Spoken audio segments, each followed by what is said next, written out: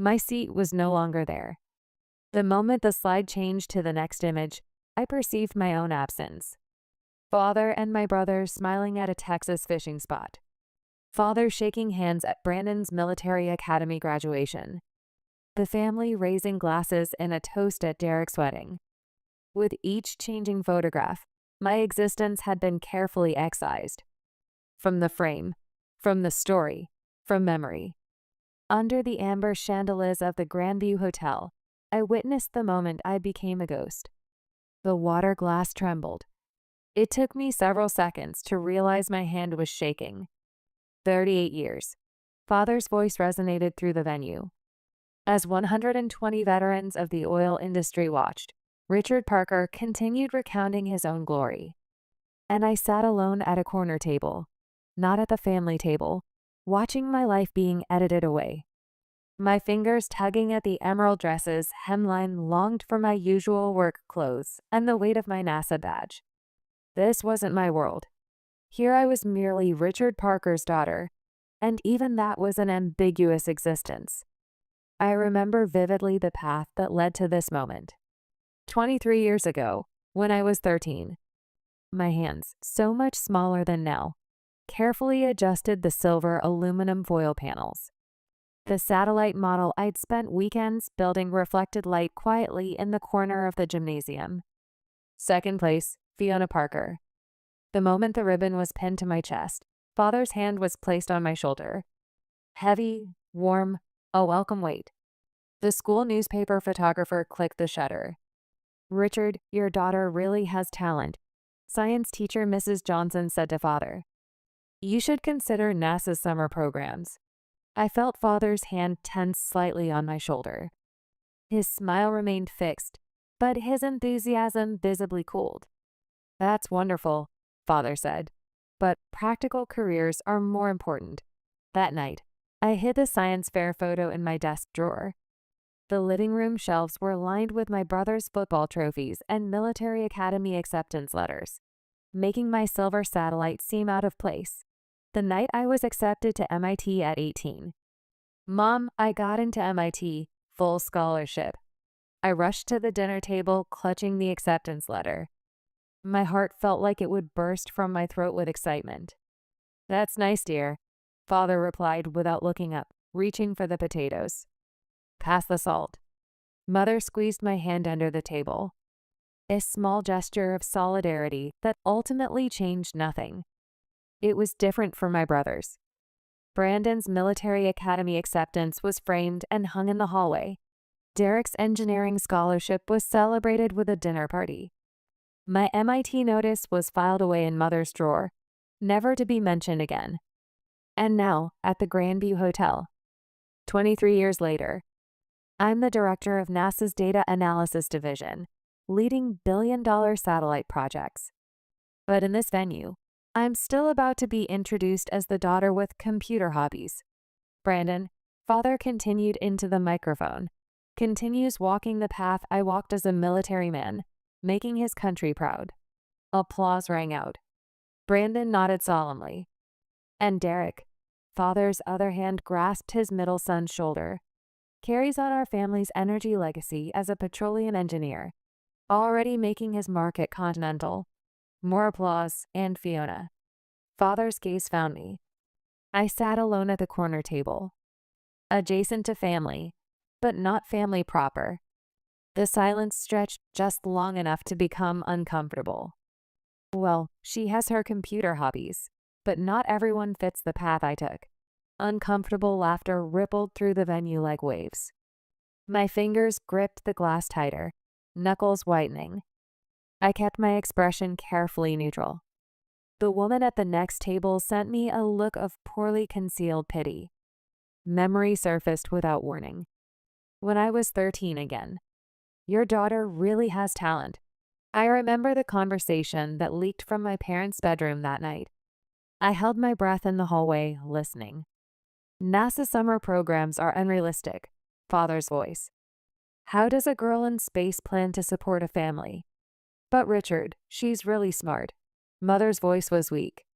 Smart and practical are different things. From the following week, my computer studies were classified as a hobby. While father taught my brothers to drive his pickup truck, I taught myself programming languages alone. Back to the present. By the time father finished his speech, my resolve had crystallized. The small package beside me on the table, wrapped in distinctive green paper, the same color as my science fair display board from 23 years ago. When the invitation arrived 3 weeks ago, it came with a handwritten note. Family will be seated at the head table. I had considered not coming at all, but remembering the photograph preserved in my drawer, I made a different choice. As the applause died down, people rose to mingle. The formal program was over. Several industry veterans glanced my way with poorly disguised curiosity. I was the daughter Richard Parker couldn't quite fit into his success story. "Your father didn't mention your work again," Brandon's wife Allison whispered, sliding into the empty chair beside me. Her voice carried sympathy that prickled my skin. "Didn't he?" I kept my tone light while feeling my jaw muscles tense. I hadn't noticed. Across the room, Derek adjusted his tie and looked away when our eyes met. Silent acknowledgement of complicity hung between us. He knew. They all knew. Mother caught my gaze from near the bar. Her smile wavered, lips pressing together in that familiar apologetic expression she'd perfected over decades of standing by while father carved me out of the family portrait. The green package felt warm under my palm, as if the memory inside radiated its own heat. I rose from my chair. The confidence that guides satellite launches directed my steps across the ballroom. Conversations hushed as I moved through the crowd. The assurance that commands mission control guided my path toward the podium where father held court among admirers. Somewhere, a glass clinked against a table. The sound punctuated the sudden quiet. Father turned. Seeing me approach, surprise crossed his face. His smile wavered, recalibrating to the public version he used when uncertain. "From the daughter you never mentioned," I said, my voice carrying across the space with the same authority I use in mission control. "Enjoy your retirement." I placed the small green wrapped package in his hands. His fingers closed around it automatically, confusion giving way to discomfort as recognition dawned.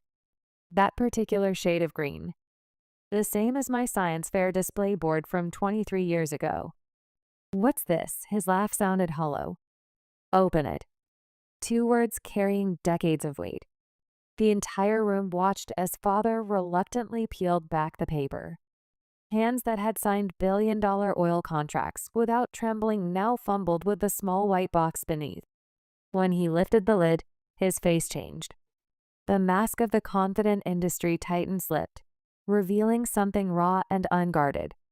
Inside lay the science fair photograph. 13-year-old me beaming beside my satellite model, his hand resting on my shoulder. The note tucked beneath was meant for him alone. "This was the last time you looked at me like I mattered. I'm done waiting for it to happen again." Mother stepped closer, peering into the box. When she recognized the photograph, her hand flew to her mouth. Brandon and Derek exchanged alarmed glances from across the room. The carefully maintained family mythology was cracking before witnesses. Father cleared his throat, attempting recovery. One of Fiona's little science projects from school. His dismissive chuckle died when it found no echo among the onlookers.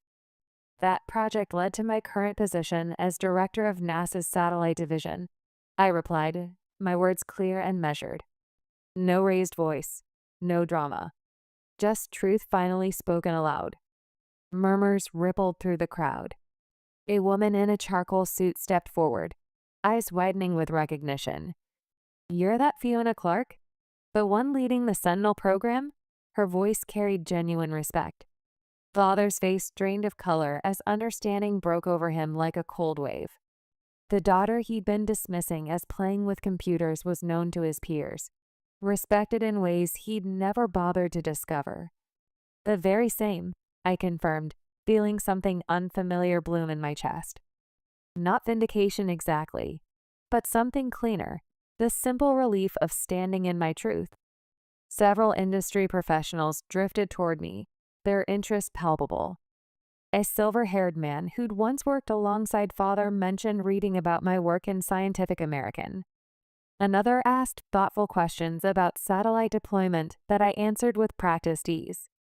Mother stepped forward, her spine straightening in a way I'd rarely witnessed.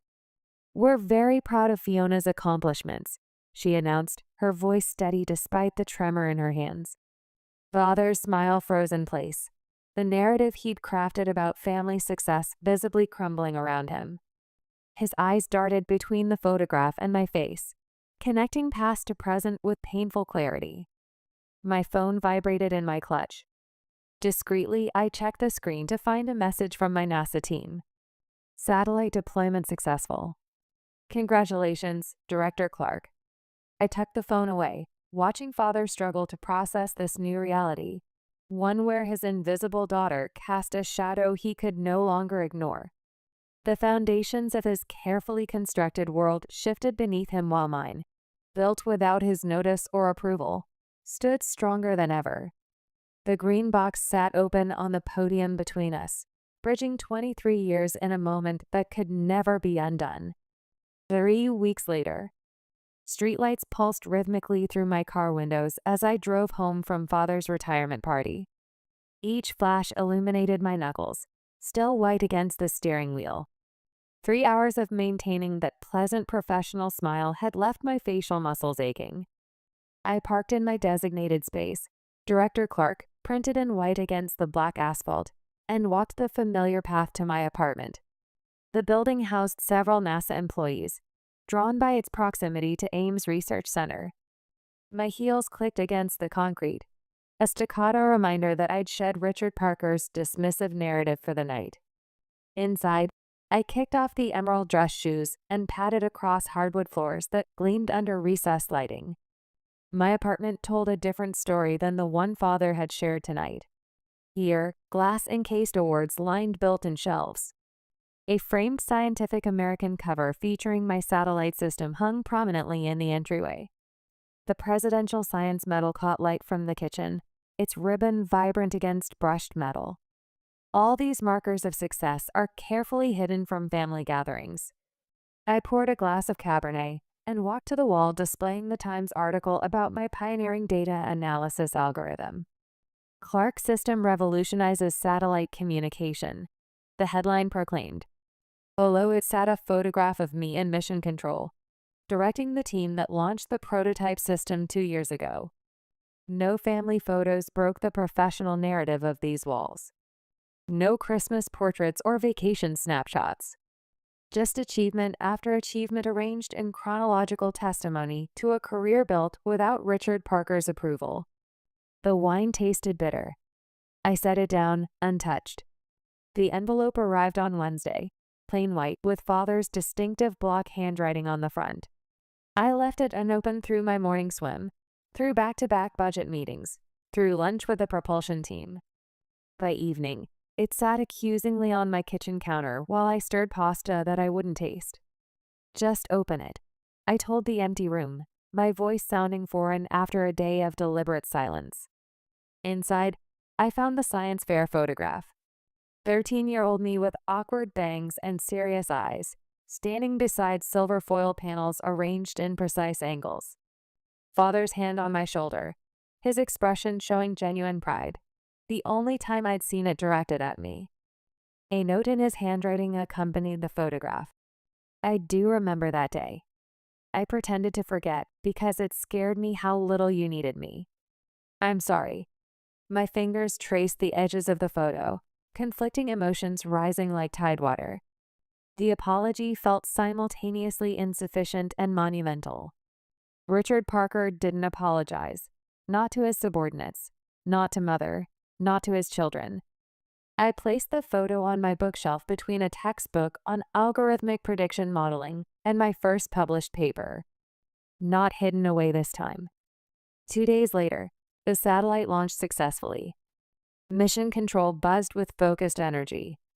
Technicians monitored glowing screens while systems engineers verified final calculations. The satellite we'd spent 3 years developing hovered in low Earth orbit, awaiting activation. Initiate data transmission sequence, I directed, my voice steady. Fingers flew across keyboards. Someone inhaled sharply as the first transmission indicators flickered green. Signal acquisition confirmed, my deputy director announced. Data packets incoming. The room erupted into cheers as information streamed across primary monitors. 3 years of design, testing, calibration, and prayer culminating in this moment. The satellite system I designed would track climate patterns with unprecedented accuracy, providing crucial data for global research teams. I stood perfectly still as jubilation swirled around me. Team members exchanged high fives and triumphant grins. Someone popped a bottle of non-alcoholic champagne, foam cascading onto the tile floor. My phone lit up with notifications, congratulatory messages from the European Space Agency, from Japan's Aerospace Division, from research teams waiting for our data. The satellite worked exactly as I designed it. Better, even. No one mentioned that I hadn't smiled. Later that evening, my team gathered at Anton's, the restaurant 2 blocks from campus where we celebrated milestones. White tablecloths and wine glasses reflected ambient lighting while conversation flowed around me. These people had become my chosen family, brilliant minds who understood the value of what we'd built together. To Director Clark, my deputy director Raj raised his glass, who somehow knew this would work when the rest of us were still debating the math. Glasses clinked. Someone ordered another round. You changed my career trajectory, Raj told me quietly while others debated dessert options. 4 years ago, I was considering leaving research altogether. Then you handed back my proposal with those red-inked notes in the margins. I remembered the moment. His climate prediction algorithm showed promise beneath flawed execution. You saw potential no one else bothered to look for, he continued, including me. The contrast struck me anew. Here, my evaluations mattered. My recognition carried weight. My standards defined excellence. At home, I still waited for my father to notice I'd accomplished anything at all. 1 week later, family dinner. My phone rang at 9:17 p.m. Brandon's name appeared on the screen. Fiona. His voice sounded strained. Dad wants you to come to Sunday dinner. The invitation hovered between us like an unidentified signal. Why? I asked finally. He's been different since the party, Brandon admitted. Quieter. 10 minutes later, another call beeped through. Derek's first voicemail in months followed. Hey Fee. I should have stood up for you. All these years, I should have said something. Call me back. A text from Mother appeared while I was still processing Derek's message. Please come Sunday. We're trying to heal our family. I stood at my window looking toward the darkened sky where my satellite orbited silently, gathering data that would change how we understand our planet. My work mattered. My contributions mattered.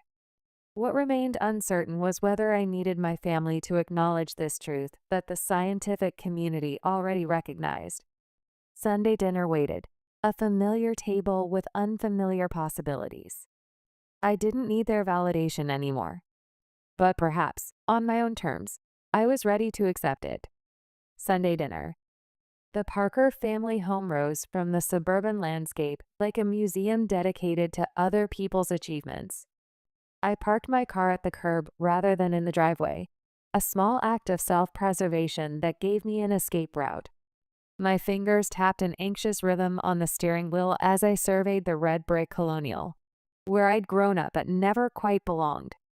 3 weeks since the retirement party. 3 weeks since I'd placed that green box in Father's hands. 3 weeks of replaying his face, confusion melting into recognition, then hardening into something between shame and defiance.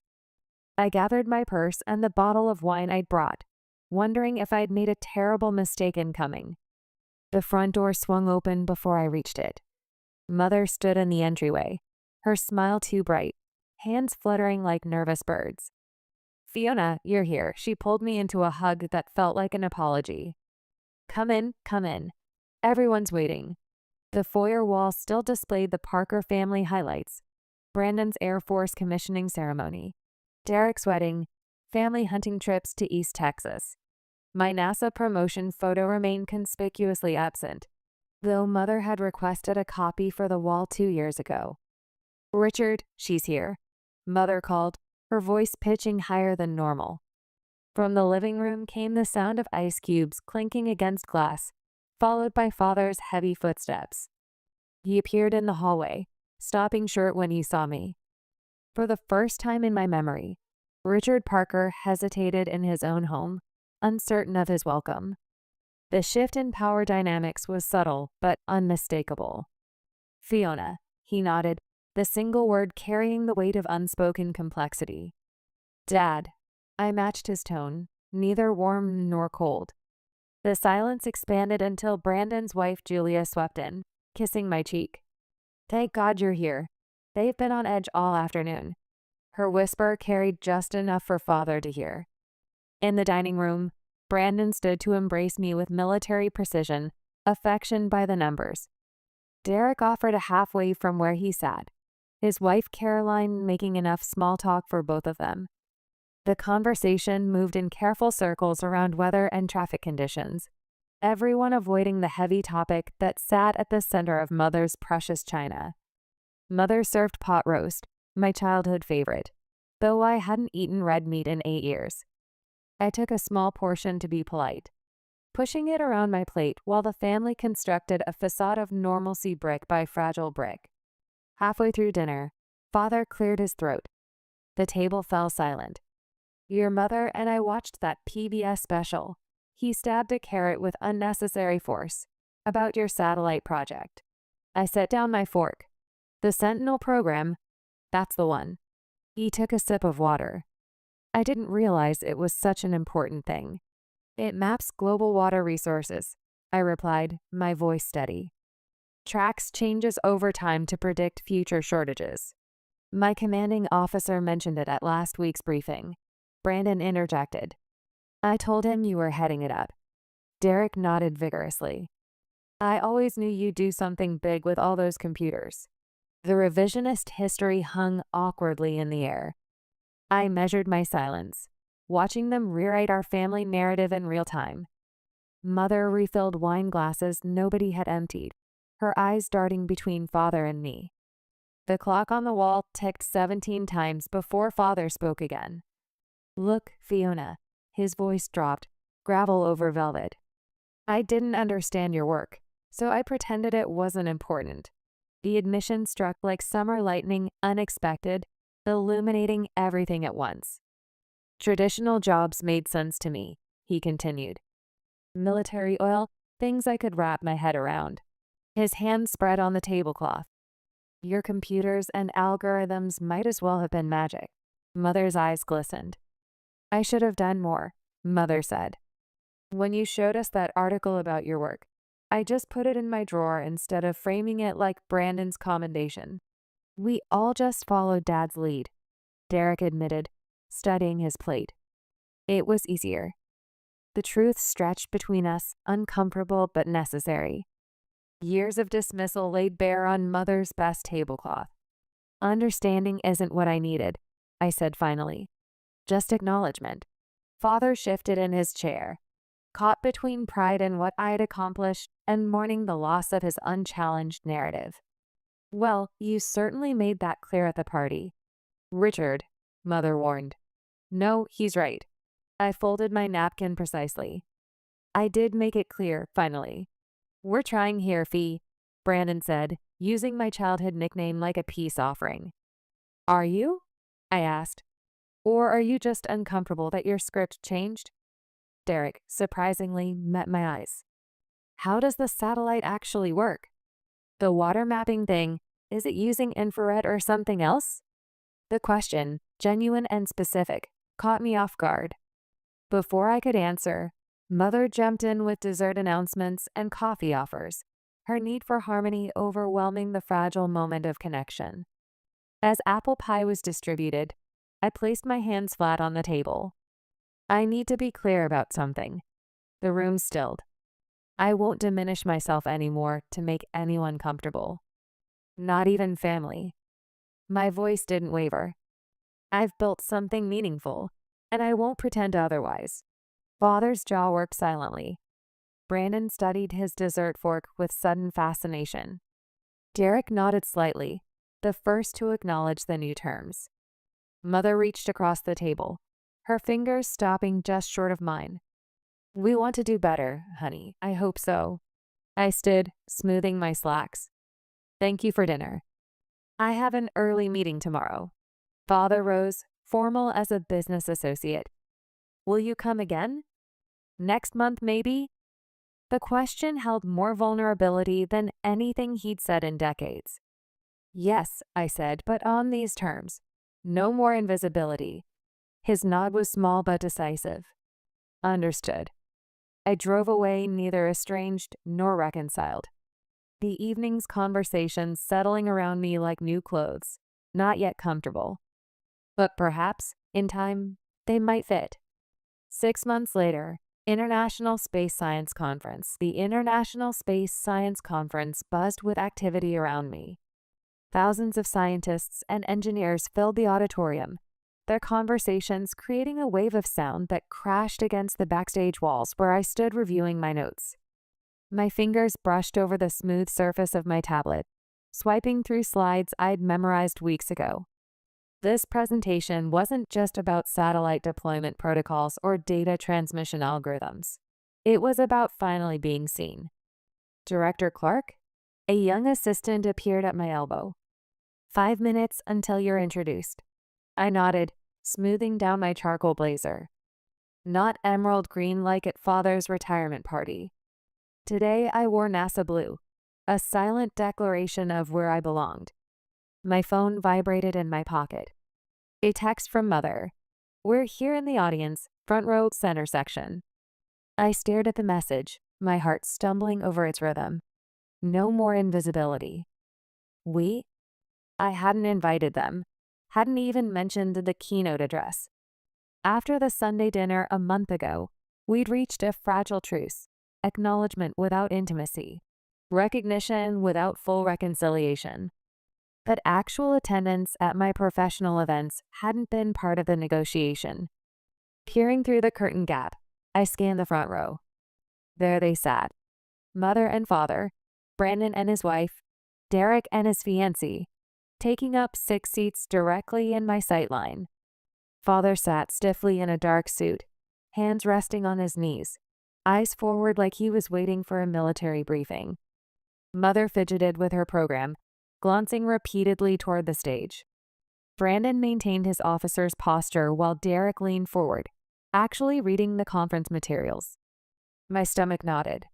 They'd never seen me in my element before, never witnessed what I'd built beyond their sight. The thought left me lightheaded. And now, ladies and gentlemen, the conference chair's voice boomed through the speakers. Our keynote speaker, Director of NASA's Data Analysis Division, the architect behind the groundbreaking Sentinel satellite system, Dr. Fiona Clark. Applause rolled through the auditorium as I stepped onto the stage. The lights blinded me momentarily, but as my vision adjusted, I saw thousands of faces, colleagues, rivals, icons in my field, all focused on me. Not as Richard Parker's daughter, but as Fiona Clark, innovator. Thank you, I said, my voice carrying clear and confident across the silent hall. Today, I'm going to walk you through how we revolutionized satellite data acquisition while cutting transmission latency by 63%. The first slide appeared behind me, and I stepped into my element. For 40 minutes, I guided the audience through technical complexities with the natural ease of someone who'd lived and breathed this project for years. Questions came from renowned experts, and I fielded them with precision. Not a single hesitation or qualification in my responses. Just pure, confident expertise. Halfway through, I caught Father's expression. Genuine astonishment spread across his features as he watched specialists hang on my every word. Brandon's military mask had slipped, revealing something that might be pride or surprise. Derek took notes. actually took notes about my work. As I neared the conclusion, I deviated slightly from my prepared remarks. Scientific advancement doesn't happen in a vacuum, I said, the screen behind me showing our satellite against the backdrop of stars. It happens despite vacuums, including the vacuum of recognition many of us have experienced. The audience grew still, sensing the shift. Many of us have walked through laboratories, conference halls, and control rooms feeling invisible, working twice as hard for half the acknowledgement. My voice remained steady even as I felt Mother's eyes widen in recognition. But invisibility taught me something valuable. When no one is watching, you build for yourself. You set your own standards beyond what others might expect. Mother wiped at her eyes, her shoulders tight with emotion. The Sentinel project succeeded not because we sought recognition, but because we pursued excellence regardless of who might notice. And that, colleagues, is how boundaries get pushed, by those willing to work in the shadows until the work itself demands the light. The final slide appeared. Our satellite's first transmitted image, a high-resolution map of atmospheric carbon levels that would revolutionize climate research. Thank you for your attention, I concluded, and for seeing the work, not just the names attached to it. The applause began before my final words faded. It built like a wave, then crashed as the audience rose to their feet. A standing ovation washing over me, sound and movement acknowledging years of invisible work. Through the blur of faces, I found my family, all standing, all clapping. Father's eyes glistened with what might be tears. Mother openly wept. Brandon's applause was military precise while Derek's was enthusiastic, almost frantic. I took a small bow, professional and contained, even as something shifted inside me. Recognition no longer sought, but finally, unexpectedly received. Afterward, backstage, they found me. Father approached first, his usual commanding presence diminished by uncertainty. "Fiona?" he said, voice rough. "I was wrong not to see you." The words came slowly, painfully extracted from decades of certainty. "What you've built, I never understood." Mother embraced me, her perfume familiar, but her respect entirely new. "You were magnificent," she whispered. Brandon extended his hand formally, then shook his head and pulled me into a brief hug. "I never understood what you built," he admitted. "I do now." Derek surprised me most, pulling out his notes. "The compression algorithm you mentioned, does it also apply to geological survey data? Because I've been working on a project that might benefit from." For the first time in my memory, he was asking about my work. Actually asking, with genuine interest rather than polite obligation. That evening, we gathered at a restaurant near the conference center. The conversation flowed differently than any family dinner in my memory. Father asked specific questions about satellite trajectories. Mother shared how she'd been reading popular science articles to understand my field better. The brothers engaged with my responses instead of waiting for their turn to speak. I accepted their efforts while maintaining the boundaries I'd worked so hard to establish. This wasn't forgiveness, not yet. But it might be the beginning of something new. Something built on seeing rather than overlooking, on recognition rather than erasure. As we finished dessert, Father cleared his throat. "We're having brunch tomorrow before heading back to Houston. Would you join us?" I considered the invitation, measuring it against years of absence. "I have a team meeting at 10, I replied, "but I could meet you at 11:30. His nod acknowledged both the acceptance and the limitation. The invisible daughter had become visible on her own terms, not by shrinking to fit their frame, but by building one large enough that they finally had to look up and see her. Now, 2 years later, morning sun streams through my office window at NASA Ames, painting golden rectangles across my desk. 6 months since the conference, and the world has shifted on its axis, or perhaps I have.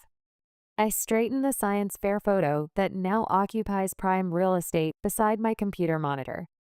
13-year-old me stands beside that silver-foiled satellite model, Father's hand on my shoulder, no longer hidden in a drawer, but displayed where I see it daily, not as a reminder of what I lacked, but of how far I've traveled. My phone buzzes. A text from Mother. Found an article about satellite imagery I actually understood. Bringing it to dinner Sunday. I smile, typing back, save it for after dessert. Derek fell asleep last time. Mother's taking online courses about space technology so I can brag about you properly, she'd explained. The monthly family dinners, now hosted at my apartment rather than the Parker family homestead, have evolved from awkward obligations to something approaching comfortable. My assistant knocks lightly. Director Clark, the 9 o'clock meeting attendees are waiting. It's the International Collaboration Team briefing. I nod, gathering my materials.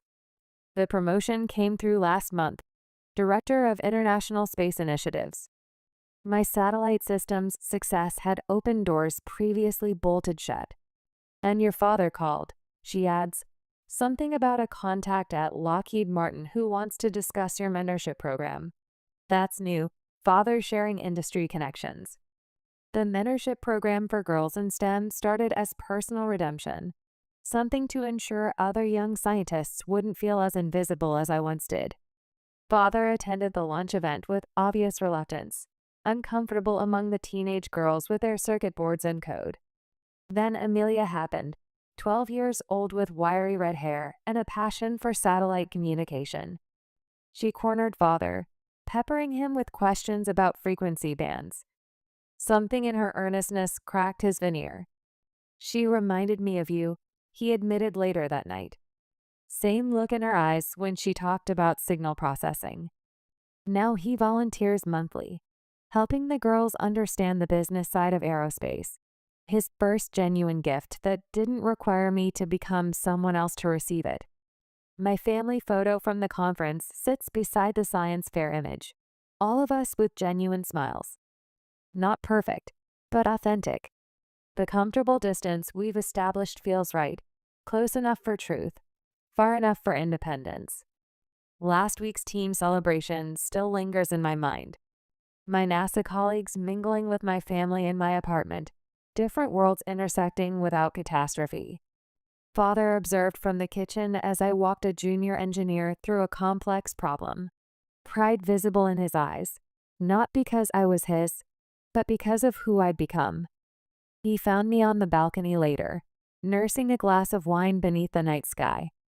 You built your own mountain instead of climbing mine, he said quietly. I watched a satellite, possibly one of mine, trace its path across the stars. And the view is better than I imagined. The news about the Mars mission selection came yesterday. My system will map the red planet's surface with unprecedented detail. The family dinner celebrating this milestone focused, for once, on my achievement without side conversations about Brandon's promotion or Derek's new project. I heard Father telling a colleague at the celebration, my daughter runs the space program that will map Mars. Simple words, simply stated, no qualifiers or dismissals. I smiled, not because I needed his pride anymore, but because it was welcome all the same. Sometimes you don't need to prove your worth to people who refuse to see it. Write your own story, even if no one claps.